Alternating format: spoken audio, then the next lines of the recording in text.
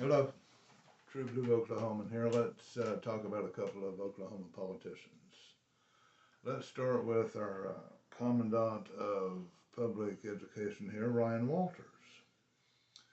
There's national news, international news about him wanting to give teaching applicants in Oklahoma a woke test.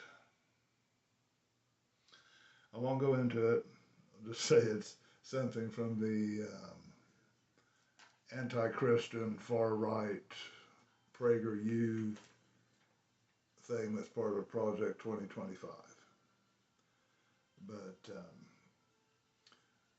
he wants to give a woke test to teachers coming to Oklahoma as if teachers coming from blue states that have much better education outcomes in Oklahoma, all blue states do, by the way, as if they're going to come here to teach in number 50. Like they're going to come down here to help you. You're destroying everything education stands for, or trying to. So I don't think your woke test is going to be a big deal, really. I mean, who in the hell wants to teach in number 50? You know, come on. Another thing he's doing is ending the year-end tests. Now there's a mixed feelings on that. There's a certain group of educators that like that idea. Mainly because, as we all know, the last couple of months at school, all the teachers do is teach for those tests, so the outcomes are as good as they can be, right? There's a group of educators that think there's a better way to measure educational standards. Anyway, in Oklahoma, it doesn't really matter when you're number 50, but the problem is, like everything else that this guy does, he does it unilaterally. He does not have the power just to stop year-end testing. He doesn't have the authority to do that in his position. But he tries a lot of things he doesn't have the authority to do. But that's the problem. He does these things, you know, he's told what to do, he passes it on here. No plan, no financing, no common sense behind it. That's why we're number 50. That's why we're going to stay number 50. Anyway, let us move on to Senator Mark Wayne Mullin. I made a video a couple of weeks about him and a few other Republicans that had decided they'd better update their finances as they are required to do. Although he did it, about 2.5 years late on reporting, all they said was hundreds of thousands of dollars, several $100,000 that he made in probably what would be insider trading. Information got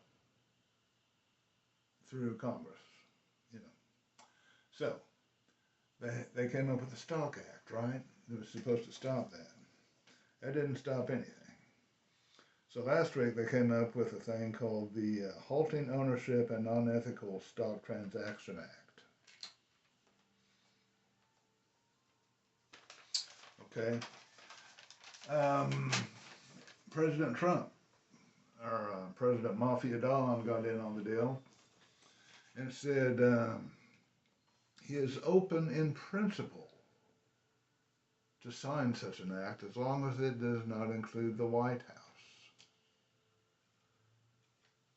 So, he will sign a bill that says congressmen cannot do insider trading, but you can in the White House. That sounds just like our president, doesn't it? Isn't that the silliest thing you ever heard? But it's probably going to happen. But back to Senator Mark Wayne Mullin here, it seems that he forgot to report another one. And this one wasn't just several $100,000, this was over $3 million. And doggone it, he just forgot all about it. made from stocks and bond tradings while in Congress. So anyway, I don't know if you guys like your Republican leaders doing that. More power to you. If we did it, we'd probably get charged with insider trading. You know, charged with a felony like Trump. Well, we'd serve time, wouldn't we? Anyway, as far as making money from being a politician goes, and these guys have made a fortune on being politicians. The New Yorker estimates that Trump and family have gained about $3.4 billion in the last year, most of it in the last 6 months, while President Mafia Don has been in office.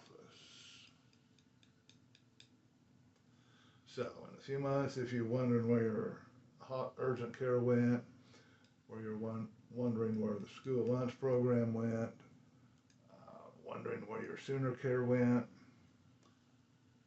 President Mafia Don has it. He'll hold on to it for you. Okay? All right. Have a good day.